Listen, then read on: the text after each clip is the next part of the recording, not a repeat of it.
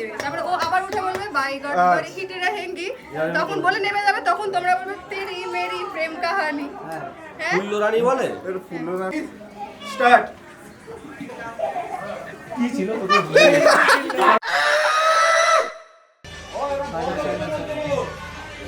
ओ मेरी बिल्लो रानी तेरी मेरी प्रेम कहानी अजरे अजरे अजरे नजरे नजरे नजरे